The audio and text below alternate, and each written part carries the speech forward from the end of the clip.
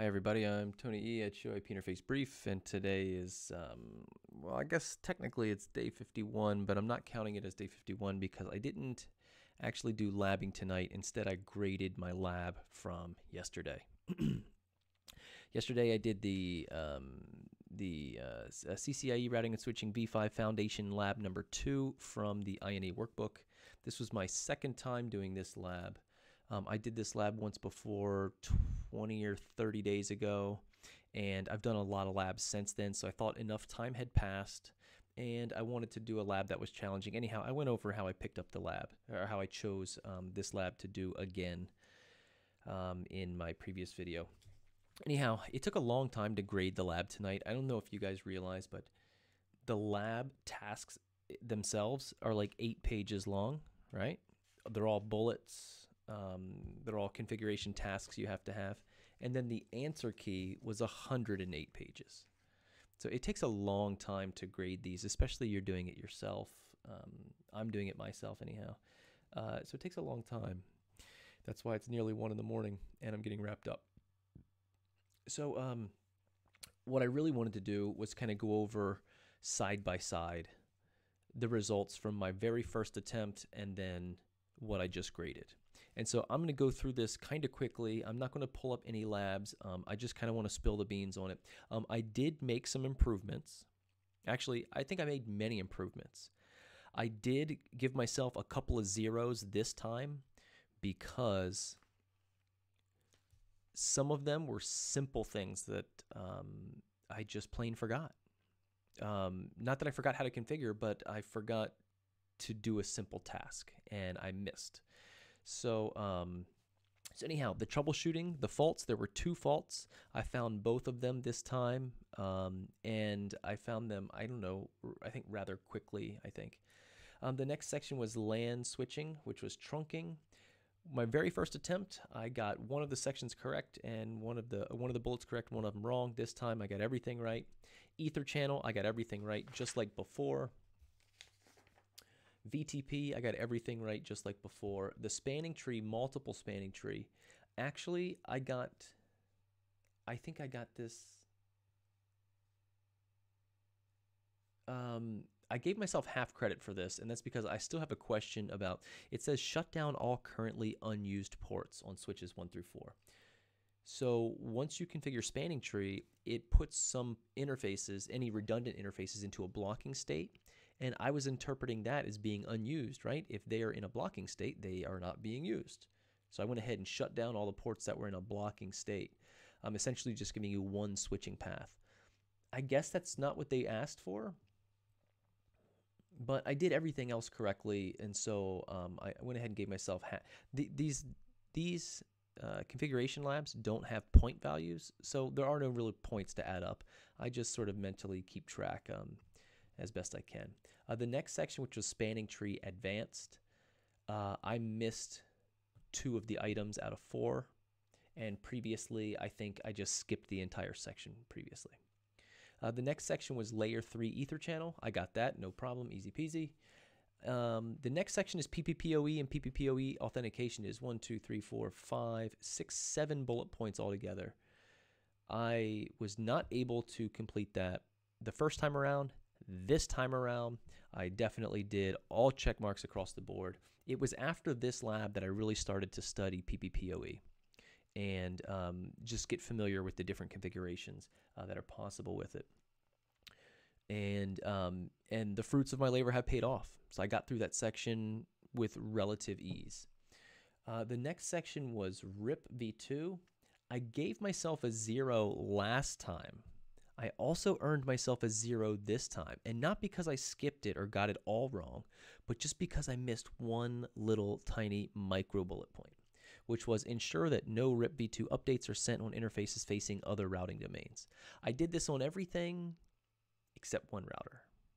And I think in the CCIE lab exam, the grading is very strict, and I think that would earn you a 0. So I gave myself a 0 for that. Even though I satisfied the other 3 out of the 4 bullet points, that one element, I gave myself a 0 because I wanted to drive home the fact that that was so easy to do. All I had to do is put a passive interface command on. That's it, one command. I should not have missed that. That is not an expert level demonstration of my skills. That is me trying to work through it too fast and maybe not seeing it or forgetting or whatever the case may be. But the fact is it wasn't configured. It was one command, so I earned that 0. The next section was RIP v2 continued, which was redistribution and authentication. I got that just fine. The next section was OSPF. Previously, there's 3 giant OSPF sections that are 1, 2, 3, 4, 5, 6, 7, 8, 9, 10, 11, 12, 13, 14, 15, 16 bullet points across 3 sections. Previously, when I did this exam, I earned a 0 for all of them because I missed 1 or 2 bullet points in each section. This time, the first 2 sections, I got all of the points. Really, really awesome. And for my third OSPF section, I missed 2 of the bullet points, so I gave myself a 0, absolutely. One of them was I failed to include 2 loopbacks from 2 routers, or a loopback from each router on 2 routers. Failed to include it in OSPF.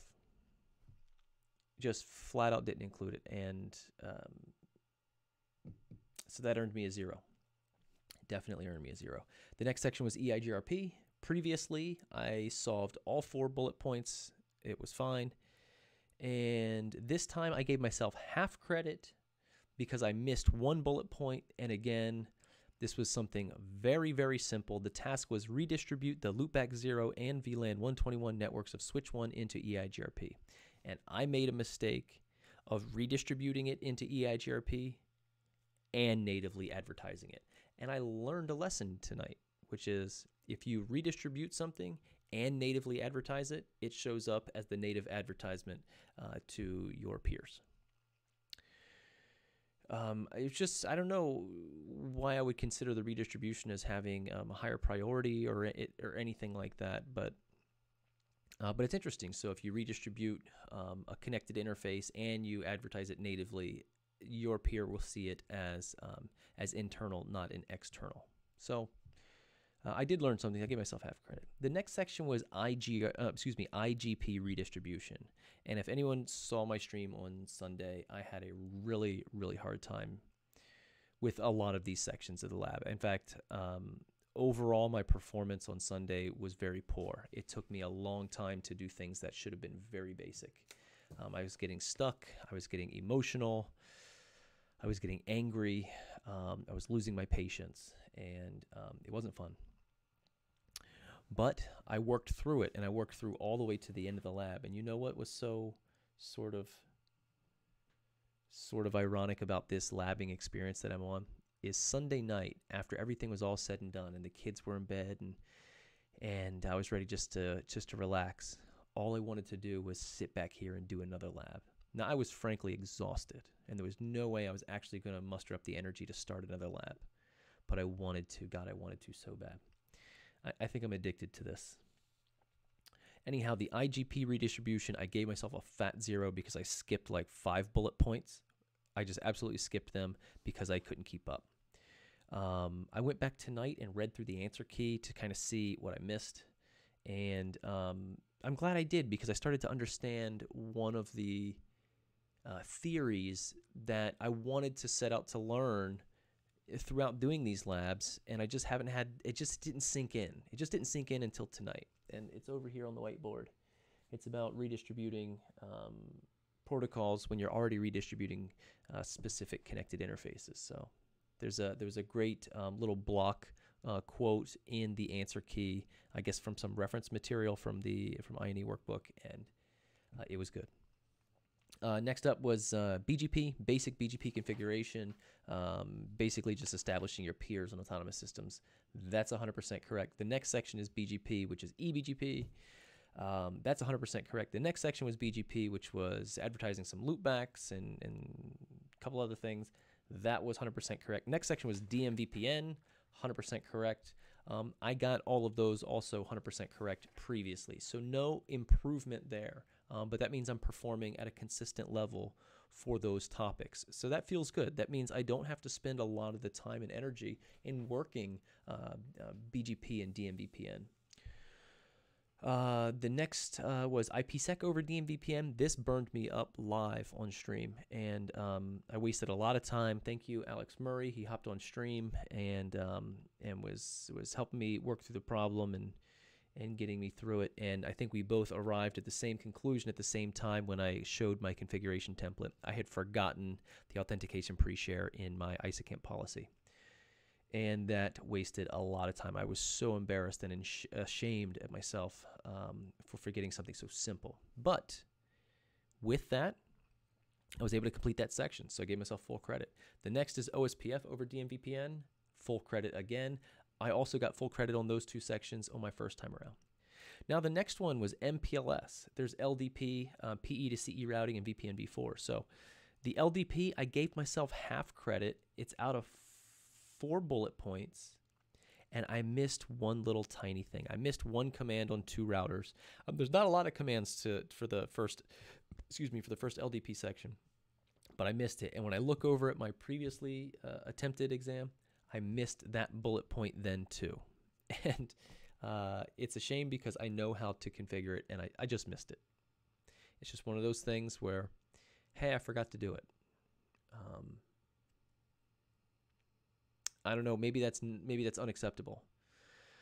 But given sort of the time constraints of a lab, man, you get accelerated and you get pushed into situations where sometimes you just got to cut and run, and it sucks, and you make these simple mistakes. The next section is PE to CE routing. I gave myself full credit for that. That was 5 bullet points. I also earned full credit last time. And the VPN v4 section, I got full credit this time. Last time I missed something.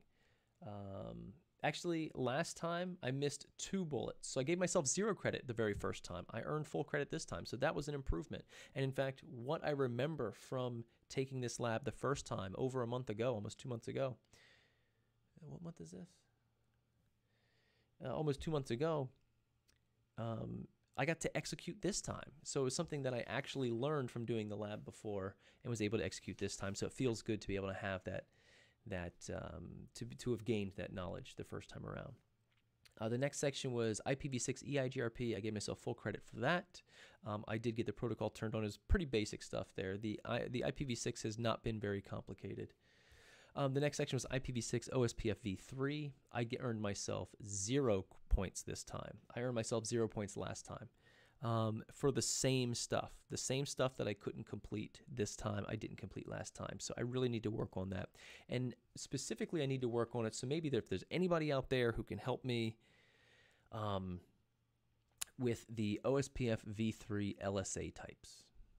They are not the same as IPv4 or OSPF v2 LSA types. They are different, and I just don't have a good way to memorize them. I haven't seen them in a chart, a nice, easy to memorize chart. I haven't worked through any sort of mnemonic or anything. So, but a lot of these requirements are talking about, ensure router 10 does not receive any Type 5 LSAs. It should only rely on Type 7 default route from router 3.